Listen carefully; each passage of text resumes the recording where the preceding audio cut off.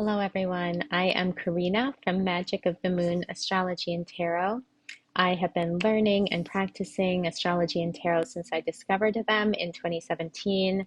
I've read books and taken classes, but most importantly, I've really spent time with them experientially, studying birth charts, looking at different birth charts, and pulling daily tarot cards for myself and others. A lot of my time with the tarot has been spent with the Rider Waite Smith deck. You can see my copy is a little dog-eared and falling apart. It has been a constant companion. I have not dealt very much with the Thoth Tarot deck by Aleister Crowley. And so I am going to embark on a journey, just kind of an experiment here, to become familiar with this deck. Over the next 30 days, I will be drawing a card each day and posting here what that card is, my interpretation of that card, and anything that is helpful or not in these videos. Please feel free to comment and let me know. Again, this is very much an experiment. I do also offer both astrology and tarot readings. If you're interested in any of those, you can visit my website, magicofthemoonastrology.com. All one word, Magic of the Moon Astrology. So let's start exploring the Thoth Tarot deck. I feel like the backs of these cards are so beautiful. So much of the Thoth Tarot deck that's really interesting to me is the vibrant colors. And we can see that even through kind of these primary colors, the red, yellow, and blue, and then that dichotomy of the black and the white below. There's just a lot that's really visually stunning and multifaceted about even the backs of these cards. All right, so let's ground down into the earth, into our seat. Feel the earth energy moving up through us, supporting us.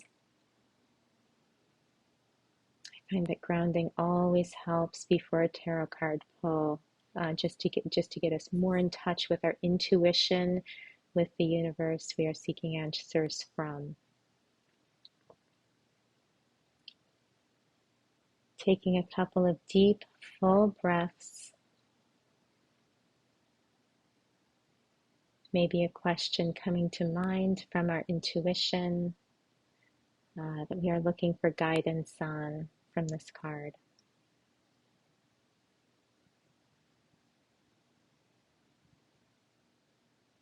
I am specifically from this card looking for the best energy that I can bring to today. All right.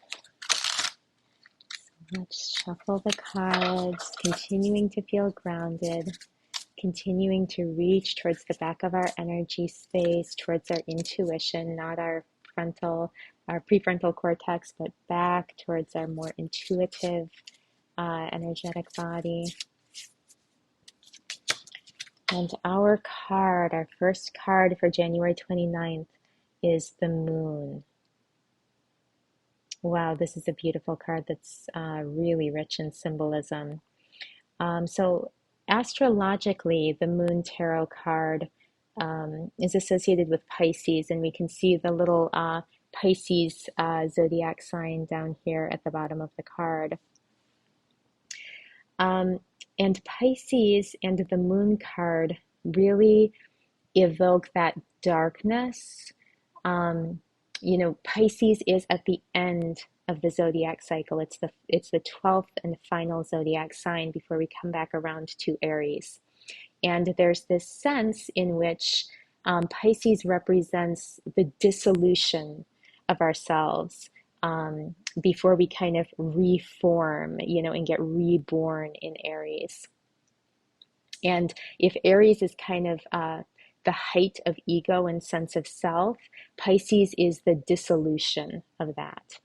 And so we can see some of that visualized here. We have the moon at the top of this card, and then we have the sun being held by the sacred Egyptian beetle, which was supposed to move the sun through the underworld during the nighttime. We see that below the horizon, below the surface of the earth.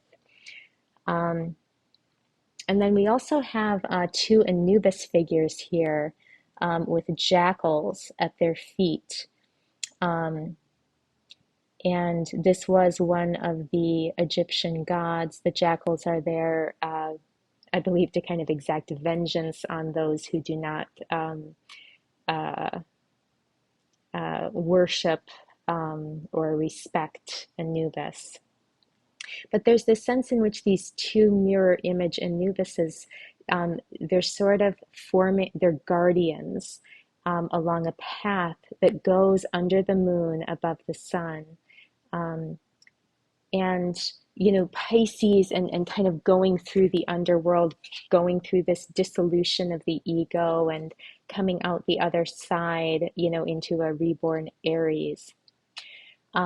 So much of that process, it is kind of the dark night of the soul. It's the traversing the darkness, excavating the depths. And so, if we think about what does this card mean for us today, there's a sense in which this card brings in the importance of understanding the way we connect with others, and the way we connect not just with other humans, but with nature, with animals, our climate, thinking about how interconnected everything is and the responsibilities that we have as a result of that. So there's almost this one bigger than community. It's not just us being part of a community, but us being part of an interconnected, energetic web. And really that resonating with us and us making our choices from there and not from a place of, purely individualistic ego. So just sharing that card again, so beautiful. Our month of exploring the Thoth Tarot deck is off to a beautiful start with this card. Again, if anyone has additional comments or has studied these cards more deeply and wants to weigh in on any of this symbolism or other thoughts on the moon card, please drop a note in the comments. Thank you all so much for your time and attention. I will see you tomorrow. Bye.